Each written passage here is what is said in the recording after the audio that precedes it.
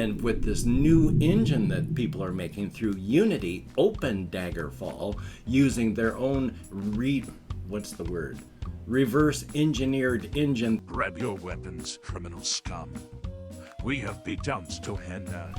Well, howdy, nearly senior citizen here. Greetings, boys, girls, and all of our non-binary friends, and welcome to this, a brand new day. Son of a gun, and thumbs up for that. Hokey smokes. I have therapy today, thank goodness, though it's kind of a rush day, but that's okay. That's okay, because hokey smokes. Starting at the beginning of this week, I began falling into another depression trough. I unfortunately have cyclical depression, have my whole life. Earlier, when I was younger, it was like clockwork. 2 weeks down, and then come back up. 2 weeks nearly normal, and then 2 weeks down. So it was like I'd come up to normal, not manic, just almost normal, and then back down into depression. It's become more random with age and medication, but hokey smokes, not fun, and I'm having to just grab hold of the safety gear and prepare for the ride because there ain't no way to stop this thing, so joy on that. And of course, front loading of videos. Hey, if you could toss me a like, that'd be very cool. If you could subscribe to the channel, that'd be awesome. If you could leave me a comment, very, very cool. And hey, I would like to thank each and every one of my Patreon patrons. These literally beautiful and literally awesome people are literally beautiful and literally awesome. I am on a very, very limited income, disability. I am broken, cannot work, and without these people, the cost of living is far outpacing what money I get. So without these people, I would be hosed like a literal Christmas monkey.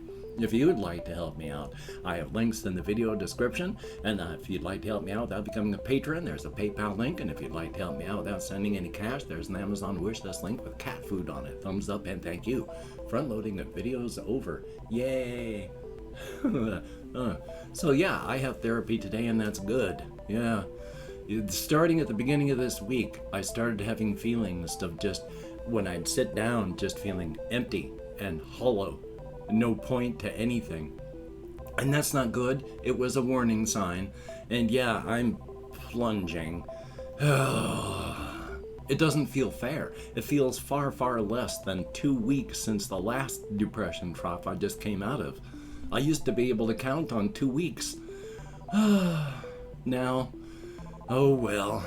I mean, at least I know it's extrinsic, outside of me. And past that as well, I also know depression lies, and I know this happens, so it's just hang on and get used to it. There are no real depressive thoughts that I have to break, because I'm not thinking anything. It's biochemical, and I'm having to just ride the train. So when I do get the occasional negative thought, I'm able to break that, but it's mostly just negative feelings, not tied to anything that's really happening, just biochemistry, which of course makes every feeling even worse. Joy. So, gotta love that. But still, I have therapy this morning, and that's a good thing, so I'll be able to talk about all this stuff with my therapist. Yay! I'm doing much, much better than I was years ago. In fact, I am so much less broken now than I have been in my entire life, and I'm still broken. I mean, I'm badly broken. I barely function as a human being. I had no help for my depression, for my ADHD. I had no understanding of where I was on the autism spectrum throughout my life. I mean, I would not wish my life on anybody. It has been a nightmare on top of everything else. So I'm doing better now than I ever have, even though I am still a wreck as a human being. So thumbs up for that. You know, you gotta celebrate the small wins. Unfortunately, because of that and my increasing depression, my concentration, my ability to remember, my ability to focus and think has been largely gone. These past couple nights when I've been out walking, I've tried to be as creative as possible and think about things. Unmedicated, when I'm walking on just a regular city block, I will forget what I'm thinking about and have to fight and struggle to bring it back 5 or 6 times before I finally just give up. Well, last night it wasn't quite that bad. I didn't have to fight as hard, and it was only once per block, but I was still unable to remember the things that I was thinking of. I knew it would have to do with, say, the Razor's Edge, but past that I couldn't remember the characters. I couldn't remember the situation. I had to only hope that I would be able to remember it all later. Well, so far I haven't, so I have no ideas. None what I was thinking of creatively. So, joy on that. I do know that it wasn't any real fascination, and, well, there is some further stuff, so I will talk about that later, but there's not a lot of deep, further exploration. It's a lot of melding parts together, recontextualizing smaller bits, getting the timeline together, because I'm still working on that for the whole project, because it is a project that I would like to get done. So there is work being made. It's just largely I've forgotten 99% of what everything I've been thinking of. Part of what I was thinking of has just been, and I'll try to remember this, it's about the Tenasket Valley, Tenasket City, and the people that live there, and all of their dealings with the valley and the energy of the valley and stuff like that. And I've already forgotten what it was I was going to talk about, so I'm still suffering from the problems of depression. It's gone. Yay. But what I do have written down here, part of that I'll talk about, is yesterday I was also really having issues with depression again and trying to get things done. And this is both funny and really awful because I like the game Daggerfall. I really enjoy playing the game Daggerfall. It is quite fun. And with this new engine that people are making through Unity, Open Daggerfall, using their own reverse engineered engine through Unity to run all the assets and quests and such of Daggerfall, it's quite fun. And the mods that you can put on it make it look amazing. But you can, when you're starting the game, giving yourself a good heads up and start if you can manage to get yourself an obsidian dagger, because obsidian is a high power material in the game. If you can get that, it's easy. I can always get that. It's not hard.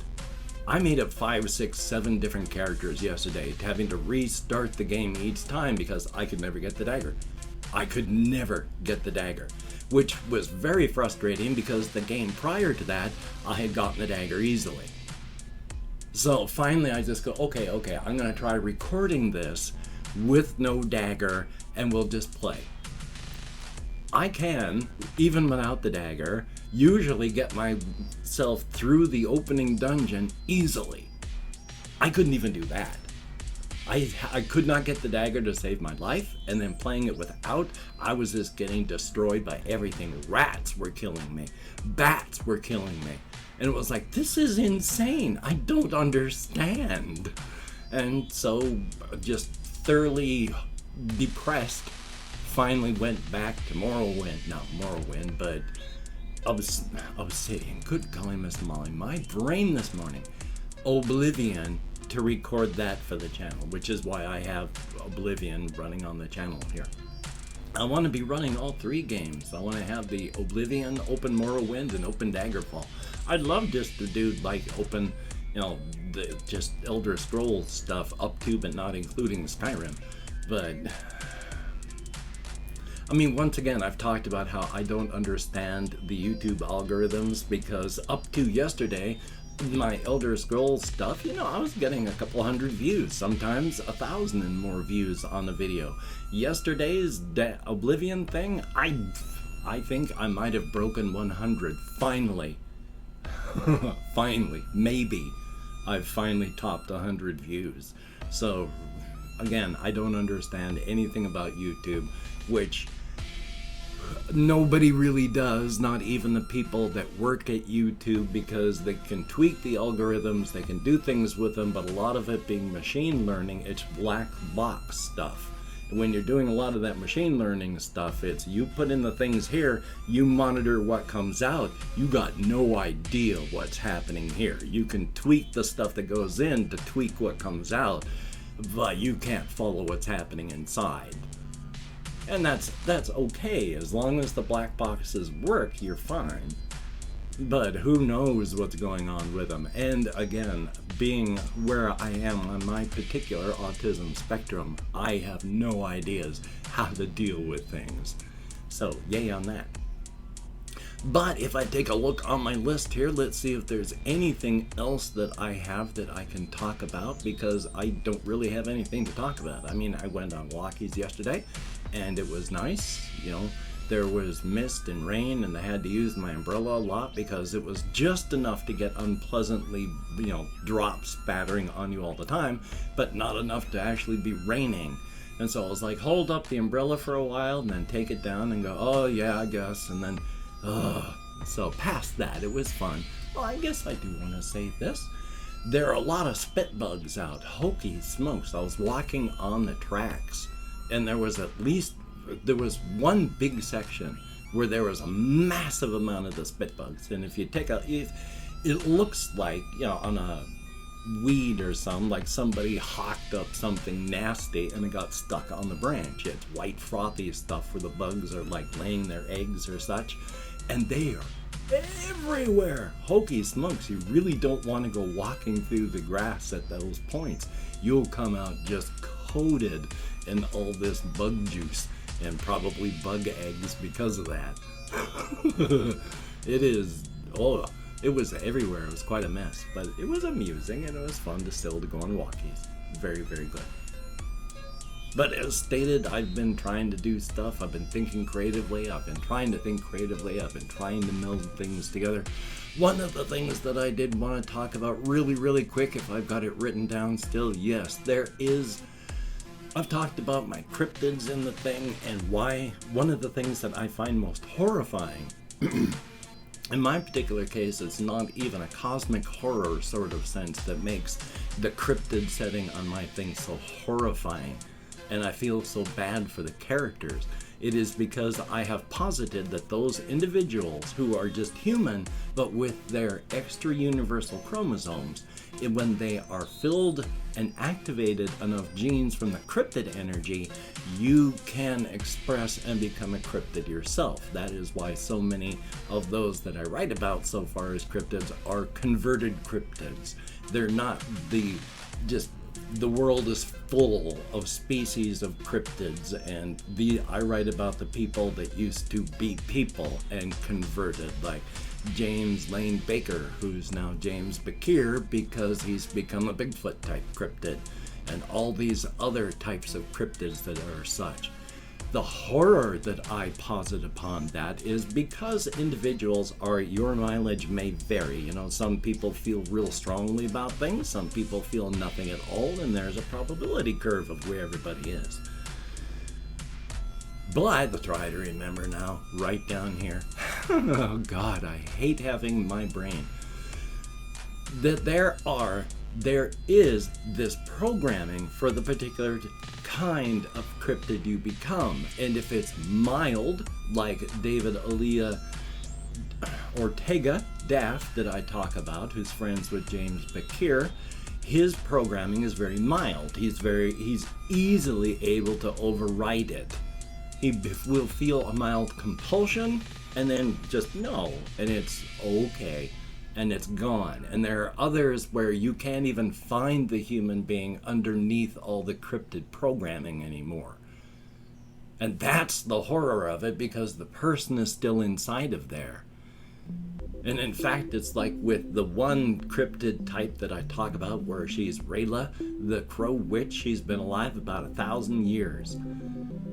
And unfortunately, when she transitioned into her cryptid form, she had her lover, Tina, and Rayla harvests femurs from people's prisons of meat, because those femurs sing to her about their oppression and their desire to be free, so she does. And now, 1,000 years later, you can still occasionally see through the cracks of the cryptid, the layers of cryptid on top of the person. You can still see inside after almost 1,000 years. Rayla, the woman inside, is still screaming. still grieving, beating her bloodied fists on the concrete prison walls of the programming that's holding her down. Imagine that. That strikes me as most horrific. You have no more agency. You have no more autonomy. Your body is being driven by this programming, and all you can do underneath it is scream in horror at the things that you are being forced to do. That is the most horrific part of all this cryptid stuff that I think of. Ugh. I like being in control of myself, and losing agency and bodily autonomy is very frightening, and that's also one of those reasons that I politically am more progressive and want people to be free and not controlled, which is why I see all the stuff happening in my country right now, just dragging us back to more barbaric and horrific times. But I've opened up 24 hours worth of comments in my community tab, and I'm going to go through and thank however many people have left me a comment in the past 24 hours. If I mispronounce a username, no disrespect is intended, and even though I can't in American Sign Language, well,